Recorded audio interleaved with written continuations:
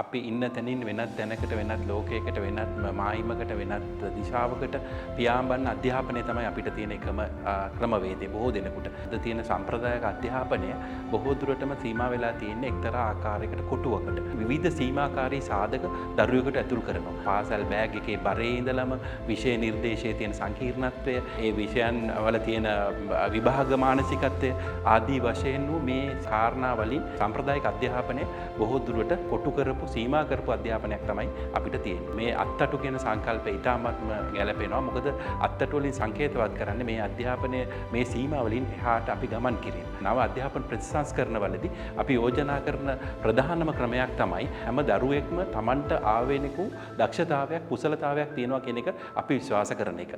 එතනදී සමහරලාට ඒ දරුවා අධ්‍යාපනයට දක්ෂයෙක් වෙන්න පුළුවන්. සමහරලාට වෙනත් බාහිර ක්‍රියාකාරකමකට නැත්නම් තවත් වෘත්තියකට මේ ආදී වශයෙන් විවිධ දසකම් මේ දරුවට තියෙන්න පුළුවන්. ඒ විවිධත්වය අගය කිරීම තමයි පළවෙනිම දේ. විවිධත්වය අගය කරනවා නම් මේ අධ්‍යාපනයේ ක්‍රමය තුල අපිට පාස් ෆේල් කියලා දෙයක් තියෙන විදිහක් නැහැ. අධ්‍යාපනයක් තියෙන්නේ පාස් ෆේල් බලන්න නෙමෙයි. දැන් අපි මේ කොටුවෙන් එහාට ගියොත් දරුවාගේ තියෙන විශේෂත්වය අපි සැලකුවොත් ඒ දරුවාට ආවේනික වූ ක්‍රමයකට අපි ඒ දරුවව ඇගීමට ලක් කරොත් කිසිම දරුවෙක් ෆේල් වෙන්නේ නැහැ. සියලුම දරුවන් පාස් වෙනවා.